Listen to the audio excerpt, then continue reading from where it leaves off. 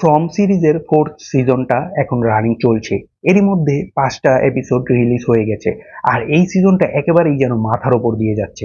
এখনো কোনো মোড় বা সমীকরণ বের করতে পারছে না শেরিফ বয়েড আর তার কোনো সহযোগীরা। আর সবাই তাদের নিজেদের মতো করে নিজেরা তাদের ব্রেইন খাটিয়ে বিভিন্ন উৎপাত্ত সমাধানে লেগে রয়েছে। বয়েড থেকে শুরু করে তাবিথা, তারপর জেড, জুলি, ইভেন ছোট্ট ইথানও, মোট কথা সবাই তাদের যুক্তি দিয়ে কোনো না কোনো একটা ক্লু বের করতে মরিয়া হয়ে উঠেছে যে কোনো একটা উপায় বের করা যায় কিনা এখান থেকে বের হওয়ার। আজকের ভিডিওতে কোনো স্পয়লার হবে না, ছোট্ট একটা স্পয়লার বিহীন ক্লিপ এক্সপ্লেইন করব এই আর কি। তো এই সিজনে সোফিয়া নামের একটা মেয়ের এন্ট্রি হয় বয়েডের এই অজানা রহস্যময় জগতে। আর আমরা এটা ভালো করেই জানি যে এই জগতে কিভাবে প্রবেশ করে, কারণ ট্রেইলারেই এটা স্পষ্ট করে দেওয়া আছে। তো সুফিয়া তার বাবার সাথে ঢুকে পড়ে এই রহস্যময় অঞ্চলে এবং অ্যাক্সিডেন্টের কারণে সোফিয়ার বাবা খানিক বাদেই মারা পড়ে। এটার রহস্যটা আসলে জানতে হলে সিরিজটা দেখতেই হবে। তো সবাই সোফিয়াকে বুঝাতে লেগে পড়ে যে সে যে এই জায়গার মধ্যে প্রবেশ করেছে তা আসলে সাধারণ কোনো জায়গা নয়, এটা এই জায়গায় প্রবেশ করলে আর বের হওয়া যায় না।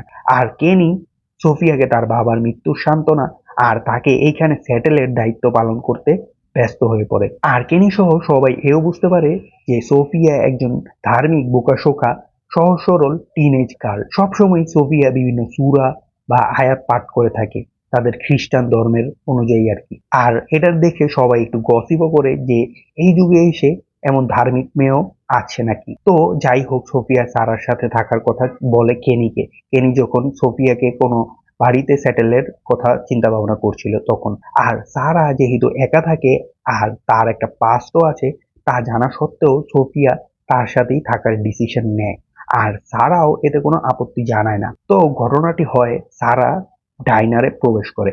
চোখ দিয়ে পানি পান করার সময় বাইরে থাকা সোফিয়া একটা আচমকা ব্যথা পায় তার হাতের মধ্যে।